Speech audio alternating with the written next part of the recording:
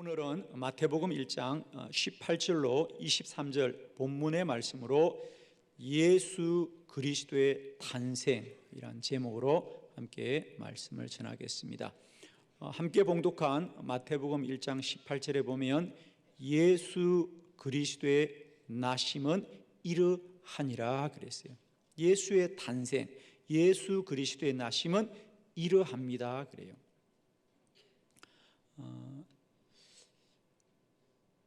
2000년 전에 예수 탄생의 사건은 두 가지의 큰 역사적 의미가 있는데, 하나는 예수 탄생이 인류의 기원, 새로운 시작이 되었다는 거죠. 올해를 우리가 2022년이라고 하는 것은 어디에 근거합니까? 예수님의 탄생에서부터 2022년이 되었다는 거죠. 그리고 또 하나는 성탄절은 해마다 모든 인류가 기념하고 지키는 복된 절기가 되었습니다. 이렇게 귀한 성탄, 그것은 무엇을 기억해야 되냐? 무엇을 기념해야 되나? 예수 탄생은 우리에게 어떤 기념으로 해마다 지키는 것일까? 해마다 성탄절이 되면 세상의 관심은 뭐죠? 이번 성탄절이 과연 흰눈이 내리는 화이트 크리스마스가 될 것인가? 이게 종종 언론의 관심거리입니다. 우리 자녀들은 성탄절에 어떤 선물을 받을 수 있을까를 기대합니다. 그 외에도 성탄의 주제는 언제나 동방의 박사들, 들판의 목자들, 마리아와 요셉의 이야기, 혹은 산타 할아버지의 이야기가 우리 성탄의 관심이었습니다. 그러나 성경은 예수 그리스도의 나심은 이러하니라. 동방 박사나 들판의 목자들이나 마리아나 요셉이 성탄의 주인공이 아니고 예수 그리스도의 나심은 오직 하나님으로 말미암은 것입니다.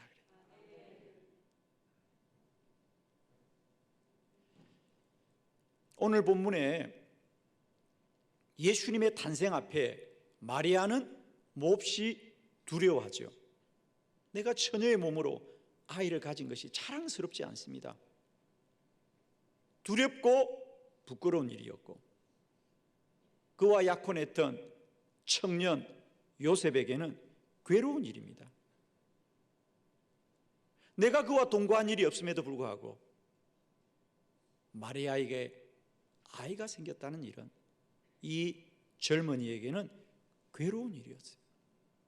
지금 우리는 모두 다 성탄을 기뻐하지만 정작 처음 성탄을 맞이한 그들에게 예수의 탄생은 두려운 일이고 부끄러운 일이고 또 괴로운 일이었습니다. 그런데 그것을 오늘 우리는 기뻐할 수 있는, 온 인류가 2000년이 지나도 잊지 않고 기억해야 되는, 기념할 수 있는 복된 절기로 만드신 것은 하나님이 하신 일이다. 하나님이 하신 일이다. 오늘 성경이 하고 싶은 얘기는 바로 그 얘기입니다. 예수 그리스도의 나심은 이러합니다. 마리아는 두려워하고 부끄러워하고 요셉은 괴로워하였어도 하나님께서 천사를 보내어서 그들의 뜻과 마음을 바꾸어 주셨고, 그들 안에 행하실 주의 일은 주님으로 말미암아 알게 하시고 순종하게 하시고 이루어서 오늘 예수 그리스도의 나심이 우리에게 구원의 거룩한 역사로 이루어진 줄 믿습니다, 여러분. 오늘 성경을 통하여 다시 한번 이 성탄의 주인공이 동방의 박사나 저 빈들판의 목자나 마리아나 요셉이나 산타 할아버지가 아니라 오직 하나님이신 것을 다시 깨닫고 이 성탄절에 다시 한번 우리 모두도 우리 안에 날마다 위대하고 놀라운 일을 이루시는 우리 하나님을 더욱더 소망하는 복된 절기가 되기를 축복합니다. 예수 그리스도의 탄생, 예수 그리스도의 나심은 이러합니다. 여러분이 가지신 주보를 보시면서 네 가지 하나님이 하신 일을 알기를 원합니다. 첫 번째, 예수 그리스도의 나심은 성령으로 잉태하였습니다. 마태복음 1장 18절을 다 한 목소리로 합독합니다. 시작. 예수 그리스도의 나심은 이러하니라. 그의 어머니 마리아가 요셉과 약혼하고 동거하기 전에 성령으로 잉태된 것이 나타났더니. 아멘. 예수 그리스도의 나심은 이러하니라. 성령으로 잉태되었더라. 당사자인 마리아는 남자를 알지 못하는 자신에게 아이가 생겼다는 일이 얼마나 두려운 일이겠습니까? 여러분? 얼마나 부끄러운 일입니까? 어찌할 바를 모릅니다. 누구에게 말할 수 있겠습니까? 그런데 성경은 말합니다. 성령으로 된 일입니다. 성령으로 된 일입니다. 우리 누가복음 1장 34절 말씀 함께 볼까요? 마리아는 이렇게 고백합니다. 다 같이 합독합니다. 시작. 마리아가 천사에게 이르되 나는 남자를 알지 못하니 어찌 이 일이 있으리이까. 아멘. 마리아가 고백합니다. 나는 남자를 알지 못하는데 어떻게 내게 아이가 생깁니까? 그렇습니다. 사람으로는 다 이해할 수 없고 받아들일 수 없습니다. 그러나 성령으로 말미암았느니라. 오늘도 저는 우리 안에 우리가 다 이해할 수 없고 도무지 알 수 없지만 오늘도 성령님이 저와 여러분을 통하여 하나님의 거룩한 일을 이루어 가실 줄 믿습니다. 저는 이번 성탄절이 흰눈이 오기를 기다리는 것이 아니라 우리 안에 다시 한번 성령의 행하고 이루심을 소망하기를 원합니다. 내가 다 이해할 수 없고 내가 다 동의할 수 없습니다. 그러나 하나님은 오늘도 우리의 모든 지각을 뛰어넘어서 하나님이 하실 일을 하나님이 능히 이루실 줄 믿습니다. 때때로 우리들도 두렵고 부끄러운 일들 앞에 어찌할 바를 몰라 정정건강할 때가 얼마나 많이 있습니까? 그러나 꼭 기억합시다. 하나님의 사람들은 하나님이 일하시고 그들을 통하여 하나님의 영 성령으로 말미암아 하나님의 거룩한 일을 이루고 행하실 줄로 믿습니다. 다시 한번 성탄절을 맞이하면서 우리 모두는 성령의 일하고 역사하심을 기대하고 소망하는 복된 절기 되기를 축원합니다. 예수 그리스도의 나심은 이러하더라. 두 번째 말씀입니다.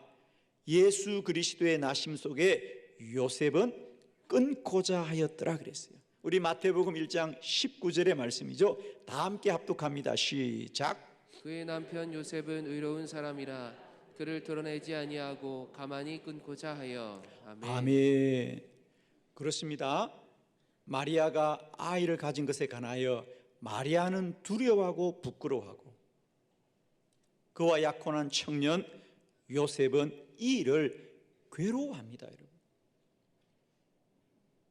내가 사랑했던 한 여인이 나와 동거하지도 않았는데 아이가 생겼다는 이 일을 어떻게 내가 감당할 수 있을까? 요셉은 감당할 수 없습니다. 그래서 요셉이 결정한 건 뭐죠? 가만히 끊고자 하더라. 왜 이게 중요하냐면 그 당시 유대인들에게 있어서 간음한 사람들은 돌로 쳐 죽입니다. 그죠? 요셉은 그렇기를 원치 않았다는 거죠. 조용히 가만히 없었던 일로 하고 싶어 했다. 왜? 마리아를 사랑하기 때문에. 그러나 사람이 사람을 아무리 사랑해도 사람의 사랑의 한계는 여기라는 거죠. 도무지 마리아를 미워할 수 없습니다. 그러나 함께 살 수가 없어요. 그래서 요셉이 생각한 것은 조용히 헤어지려고 하는 거죠. 사랑하기 때문에. 그러나 사람의 사랑의 한계는 이렇습니다, 여러분. 이걸 뛰어넘을 수가 없어요. 어떻게 뛰어넘습니까? 그런데 그런 요셉에게 천사가 찾아왔어. 마리아에게 일어난 일은 부정한 일이 아니라 성령으로 말미암아 하나님이 이루신 일이다. 하나님의 뜻을 알자 자신의 사랑의 한계를 뛰어넘는 거룩한 일에 동력자가 된 줄로 믿습니다.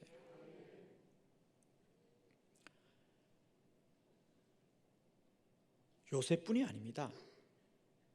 우리 성경에 많은 하나님의 사람들이 사람의 지각으로는 다 이해할 수 없는 일들을 어떻게 이겨냈느냐 주께서 알게 하심이었죠. 예를 들면 우리가 사도행전 9장에 보면 교회와 그리스도인들을 핍박했던 사울이 다메섹 도상에서 길에 넘어져서 앞이 보이지 않고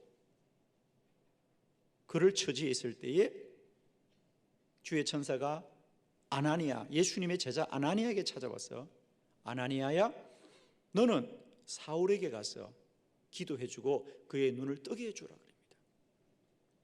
아나니아가 뭐라 그러죠? 주여, 사울은 주님을 핍박하고 그리스도인을 핍박하는 일을 모든 세상이 다 알고 있습니다. 그는 불의한 자입니다. 그는 불의한 자입니다. 그렇습니다. 사울은 불의한 자입니다. 아나니아가 아는, 세상이 아는 사울은 지금까지의 사울입니다. 부정하게 맞습니다. 그러나 주의 천사는 말합니다. 지금까지는 부정하나 지금부터는 내가 그를 통하여 이방인들에게 복음을 전하게 할 나의 택한 자이니라. 아멘.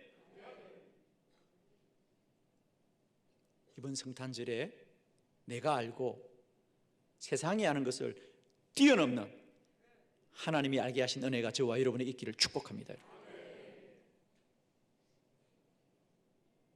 이전 것은 지나갔으니 보라 새 것이 되었도다. 하나님의 사람들은 날마다 때마다 이전 것을 바라봐야 될 것이 아니라 새 일을 행하시는 나의 주님을 소망해야 될 줄 믿습니다. 요셉, 마리아를 사랑하기 때문에 그는 조용히 헤어지는 것이 최선이라고 생각하였지만 하나님은 그 마리아를 통하여 온 인류를 구원하는 위대한 하나님의 일을 준비하고 계십니다. 축복하기는 이번 성탄절을 통하여 우리 모두에게도 우리가 알고 내가 아는 것으로 머물지 마시고요, 날마다 우리 안에 우리가 불의하고 부정하다고 말하던 그들을 통하여서도 하나님이 행하시는 하나님이 일어나는 은혜가 있기를 그리스도 예수의 이름으로 축원합니다. 예수 그리스도의 나심은 이러합니다. 세 번째, 천사가 알게 하였습니다. 마태복음 1장 20절 다 같이 합독합니다. 시작. 다윗의 자손 요셉아, 내 아내 마리아 데려오기를 무서워하지 말라.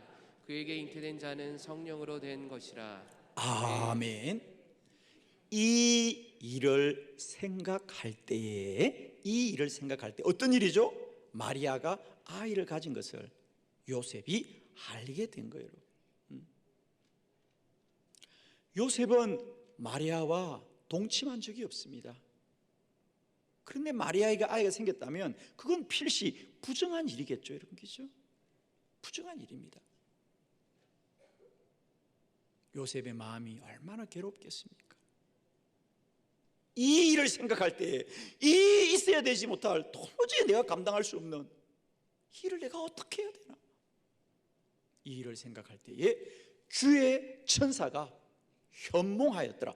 꿈속에 나타나서 이르되 다윗의 자손 요셉아 마리아 데려오기를 무서워하지 말아라. 그에게 잉태된 자는 성령으로 된 것이니라.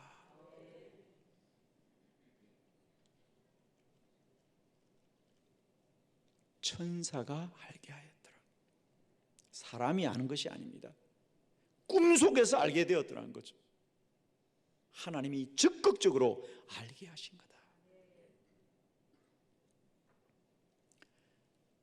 이번 성탄절에 우리 안에 하나님의 천사가 알게 하고 꿈속에서라도 알게 하는 하나님이 알리신 것을 아는 은혜가 있기를 원합니다.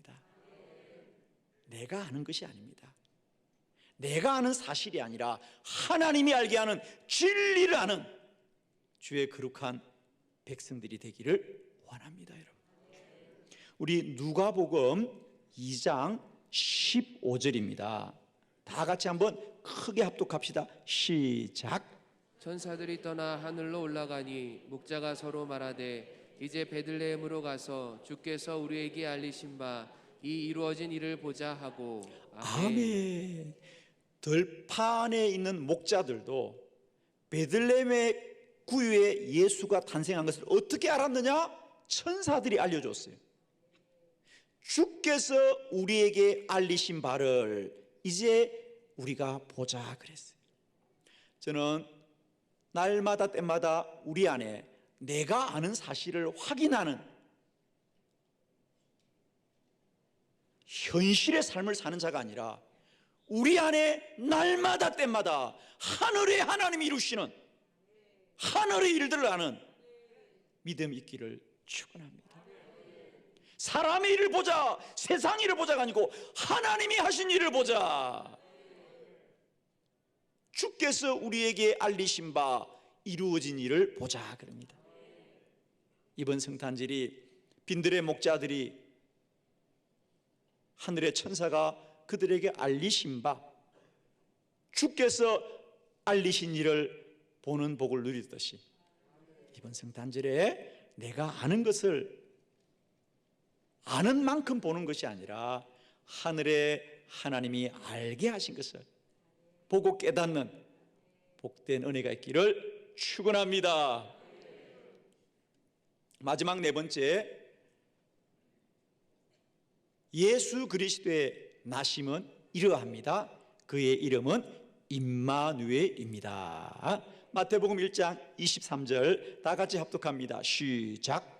보라, 처녀가 잉태하여 아들을 낳을 것이요 그의 이름은 임마누엘이라 하더라 하셨으니 이를 번역한즉 하나님이 우리와 함께 계시다 함이라. 아멘. 요셉은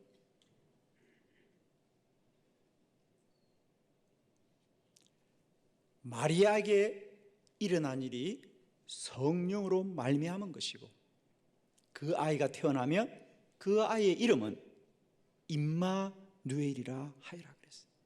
천사의 말을 들었을 때 요셉은 어떤 마음으로 임마누엘을 마음속에 새겼을까요? 여러분? 아이의 이름을 임마누엘이라 하여라, 이를 번역한즉 하나님이 우리와 함께 계시다 함이라. 여러분, 과연 그 시대 요셉은 나의 살아가는 삶의 모든 여정 속에 하나님이 함께한다고 믿었을까요? 예를 들면 우리가 누가복음 2장에 보면 나사렛에 살던 요셉과 마리아가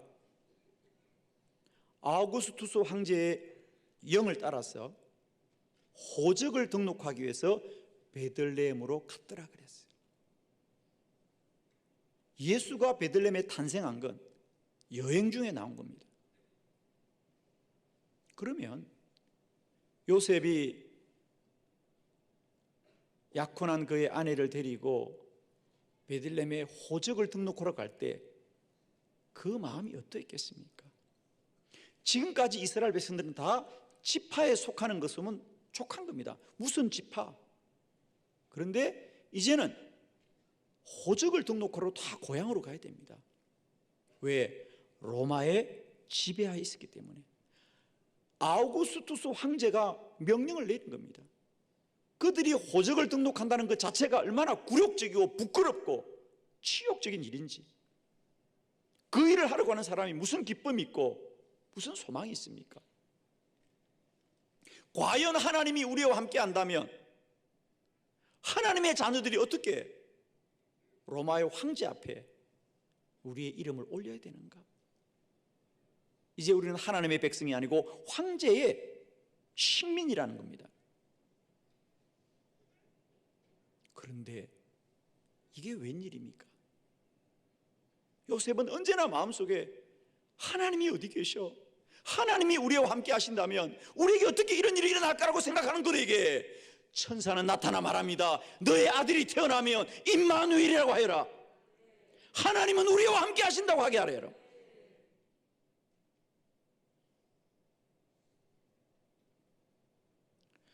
유대인들에게 아이의 이름을 정하는 것은 부모의 믿음을 고백하는 겁니다.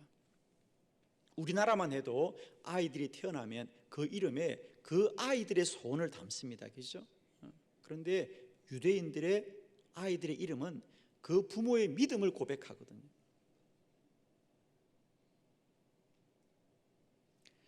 사무엘, 엘간나와 한나의 믿음의 고백입니다. 이 아이는 하나님이 우리 기도를 들어주셔서 낳았다. 그래서 사무엘, 하나님이 우리 기도를 들으셨다. 사무엘입니다. 다니엘, 하나님이 모든 걸 다 판단하십니다.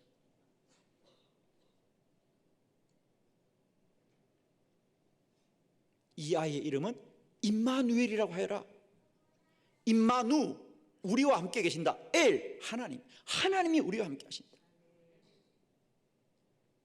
하나님은 너는 고백해라.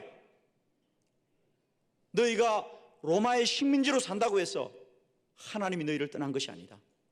하나님은 너희와 함께 하신다. 하나님은 우리와 함께 하신다. 오늘도 나의 하나님은 임마누엘이십니다. 아멘이십니까? 내 삶이 어떤 환난과 고난 가운데 있을지라도 하나님은 나의 임마누엘이십니다. 하나님은 내 안에 함께 하십니다. 하나님은 우리와 함께 하십니다. 우리 이사야 7장 14절의 본문을 함께 보도록 할까요? 다 같이 시작. 그러므로 주께서 친히 징조를 너희에게 주실 것이라. 보라, 처녀가 잉태하여 아들을 낳을 것이요 그의 이름을 임마누엘이라 하리라. 아멘. 오늘 천사가 요셉에게 한 말 그대로가 이미 성경에 기록되어 있습니다. 이사야 선지자가 이미 예언한 것입니다. 몇 년 전에? 무려 750년 전에 이사야 선지자가 예언한 그대로 이루어집니다. 이것이야말로 하나님이 우리와 함께하는 증거인 줄 믿습니다.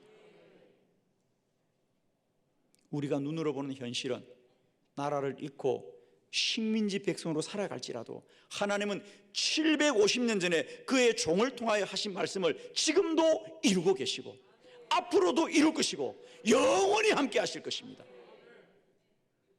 이번 성탄절이 다시 한번 나의 현실과 사실은 고통스럽고 환난 가운데 있을지라도 하나님은 임마누엘입니다. 우리와 함께 하십니다. 나와 함께 하십니다. 이곳에 우리와 함께 하십니다. 이 믿음으로 우리 주님이 이루고 행하신 일을 날마다 때마다 선포하며 달려가는 복된 믿음이 되시기를 그리스도 예수 이름으로 축원합니다. 기도드리겠습니다.